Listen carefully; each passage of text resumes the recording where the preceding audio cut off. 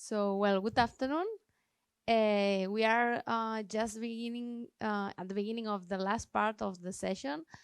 Well, I will present myself. My name is Alba. I'm the international bed manager in Affinity. And first of all, thanks to Bedma to organize this session. And just I will take the advantage of this event to talk or to share with you the role of the nutrition in derma cases, especially all the our products that we have that we are sure that can you give you a good support for all the diseases that we have been seeing today. So first of all, I would like to share with you the products that are the support for derma problems in dogs. So as you can see here, we have several options. We have the hypoallergenic product that even Luis told you in the morning. Also, we have a topic product. A topic product is the one that we will see that it's the good product for atopic dermatitis, and we have a topic for mini dogs and a topic for medium maxi dogs. And in the case for medium and maxi dogs, we have the option of trout, and also we have the option with rabbit. And in the case of the rabbit, it's a product without cereals. So we have several options for those dogs that have atopic dermatitis, and we want to give them a special nutrition. We also have the wet diet that it's quite new from last September. And also we have what we call supplement that's called Derma Forte, that in this case it's for those dogs that they are eating another food, but because several reasons, but we want to give them this extra support to try to control the atopic dermatitis.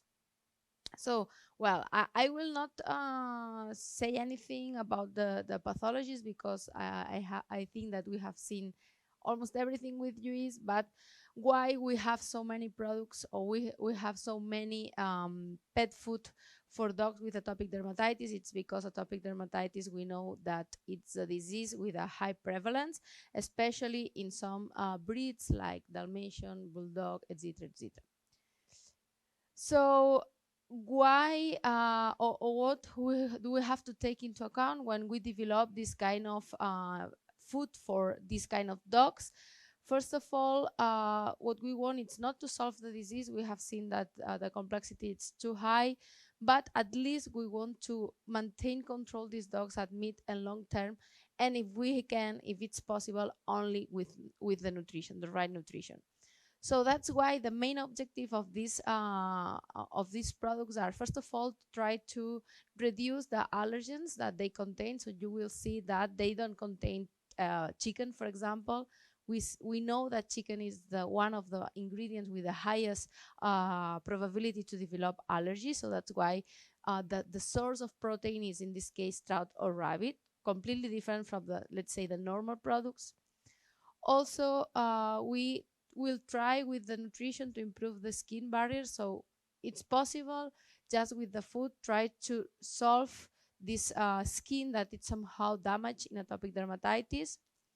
The third objective is to reduce the inflammation. So as you told you several times, increasing the omega-3 fatty acids, we can reduce the inflammation. So that's why these products, they have a percentage of omega-3 a little bit higher compared with maintenance products. And also, we also want to help the not only the epidermis, but also the dermis of this damaged skin. So that's why, as I said, we have two flavors. We have trout and potato as source of proteins in the case of atopic trout, and in this case we have two different size of the kibbles for mini dogs and for medium and maxi dogs. And also we have for medium and maxi dogs what we call rabbit and peas, because it's the source of protein, it's rabbit, so it's quite special, this one. And this one also does not contain cereal. So there's vets that in front of these cases, they want to recommend to the client a no grain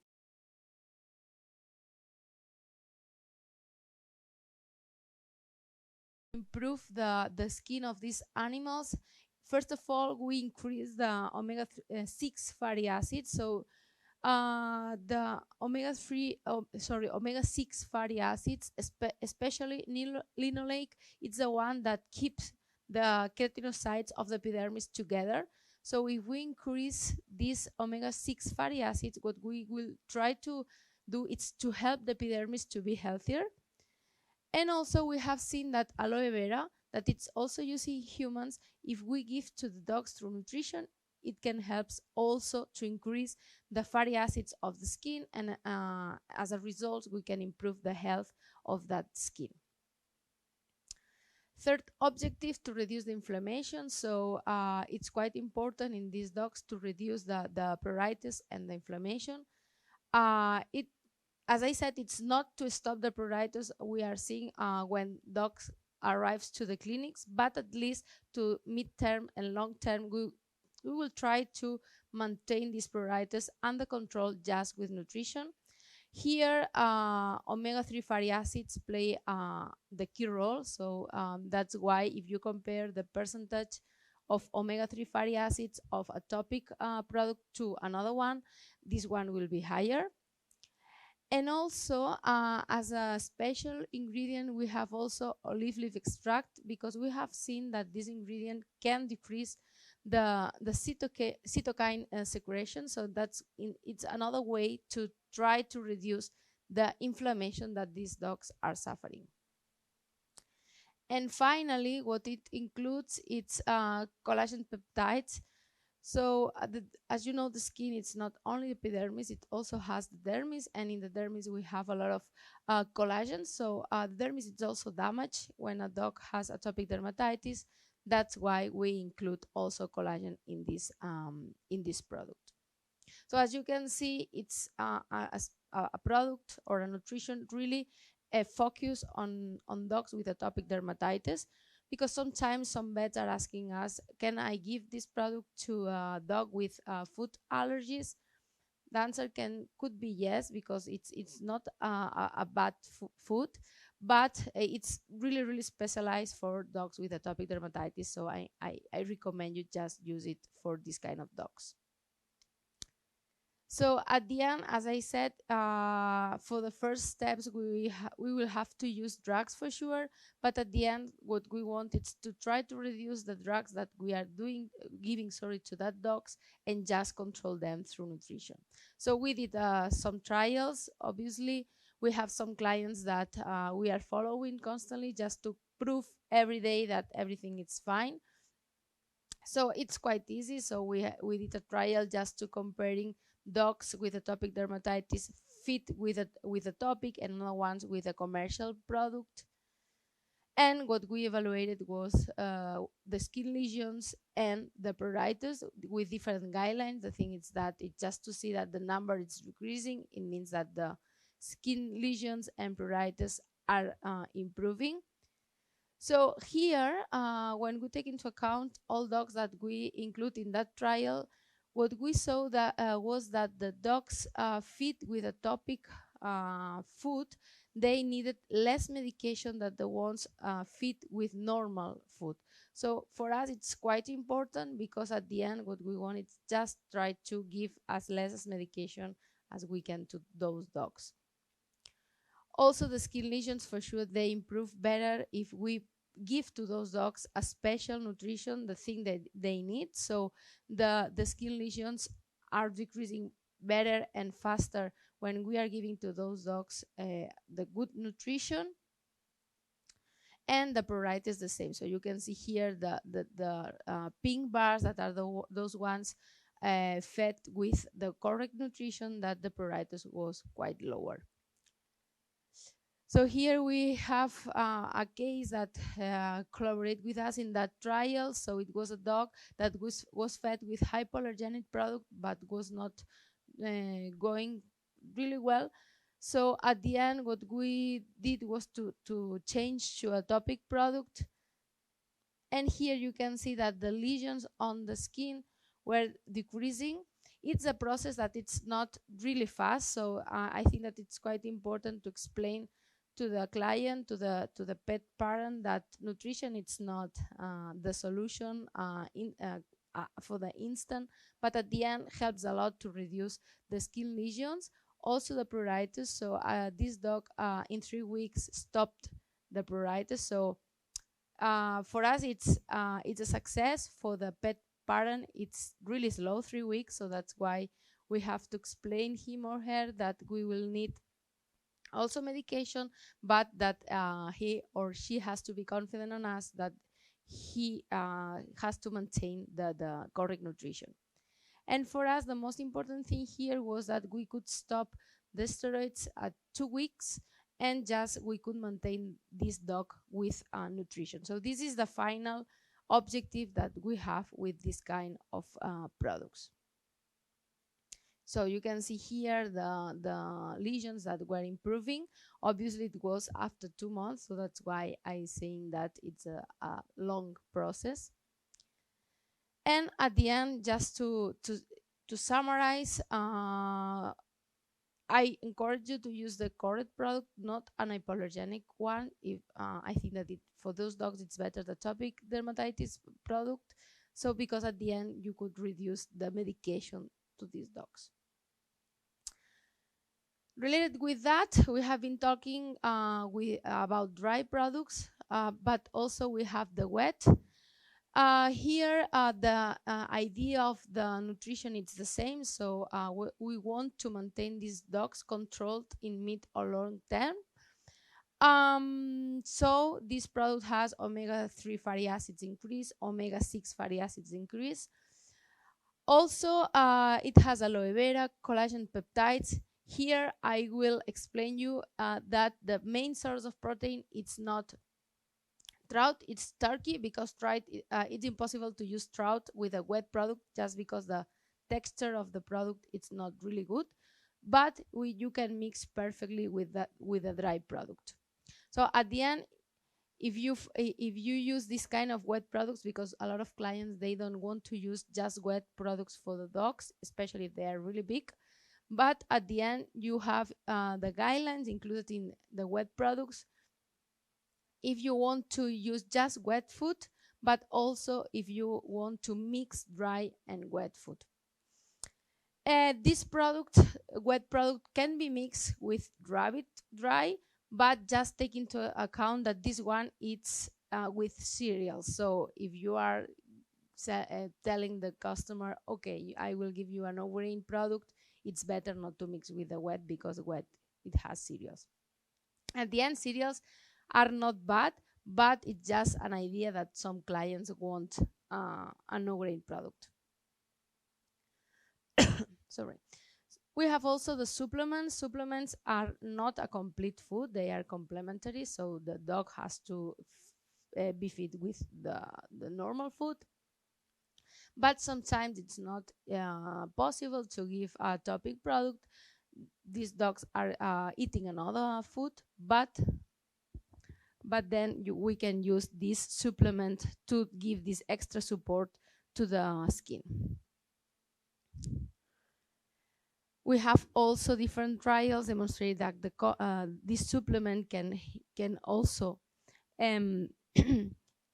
can also give this extra help to these animals, especially because it also contains omega-3 fatty acids, omega-6 fatty acids, and also it's important to say that all the protein is hydrolyzed, so it means that the protein is smaller and it reduces somehow the allergy that these dogs can develop in front of the food. Let's move now to the hypoallergenic. The hypoallergenic product is the one developed for food allergies. Here the question is in the other side. Sometimes we have a lot of clients that say, okay, I can give a hypoallergenic product for a atopic dog. Maybe, but at the end, why to use this one if we have another one that will be better for these atopic dogs? Hypoallergenic, it's the one that we called, you can remember that the only vegetarian product that we have, it's not, the idea it's not because it's vegetarian, but it does not have any source of animal protein, because at the end, what we want with this kind of products is to reduce as much as we can the probability of allergy that these dogs develop. Sorry. So it has an unique source of protein that it's soya. As I said, there is no any source of animal protein, and moreover, this protein it's hydrolyzed. So it means that the pieces or proteins are smaller compared with the normal protein, and in this sense, the probability of allergies is really, really, really low. It also contains a unique source of carbohydrates that it's pure cornstarch. Normally, the starch is in cornstarch. It's included in a lot of products, but it's not pure. So, but in this case, we have an extra process for this starch to be sure, sorry, that there is no any trace of proteins. And the fatty acids are medium chain ones because these ones are better to digest. So normally these dogs that they have food allergies, they have somehow problems to the digestion. And in this sense, we have seen that the triglycerides coming from the coconut, they are really good. They are easy to digest, and other ones that we are including in this product. So the main question we have here is when we use atopic or hypoallergenic. So at the end, it's okay, atopic for atopic dermatitis, a hypoallergenic for food allergies, but sometimes it's not so easy to know if the dog that we have in our clinic is suffering one or another disease. Luis told you how to do an elimination test, and at the end, what this slide is saying, it's the same. So let's try with hypoallergenic for 8 to 13 weeks, and if it's working, we probably know that it's a food allergy. If it's not working, probably this dog will be suffering atopic, so we can move to atopic. Okay, so and if we start to use atopic and it's working, probably it will be atopic dermatitis. So it seems like it's not easy, but it's how we have to do, because it's the best option to know if the food is working or not.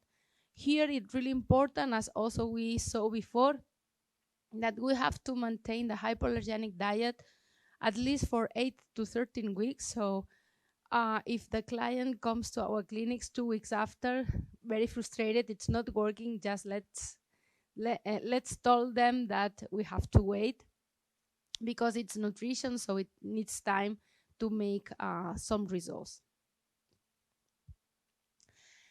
And if we move for cats, we have a hypoallergenic product too. In this case, it's the only one we have for cats. It has been a long time since we have until we have been able to develop this product, because sorry, because you know that cats are extremely how to say, selective when they are eating. So it's really, really difficult to develop a product with no animal protein for cats. So at the end, we'll have this one. It's quite new from this year, and it's the one that we recommend for cats with food allergies. The idea is the same than for dogs. We have hydrolyzed soy protein, so it's soya. It's not animal protein, sorry, and moreover, it's hydrolyzed. We have also purified cornstarch as the dog. So cornstarch is included in a lot of products, but here it's purified. That it means that it does not have protein traces, and also the fatty acids that are coming from coconut. And here just it's a trial that we need to check that for sure the cats with food allergies are safe in front of this kind of soya.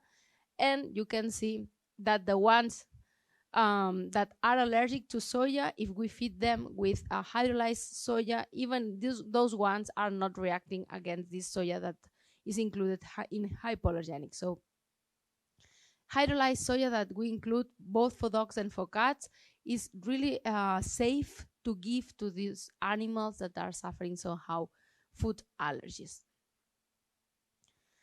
And here we have also this kind of information about which product do we have to use, because you will see now that Anna We'll present you very briefly all the portfolio we have. So this product, it's mainly developed for food allergies.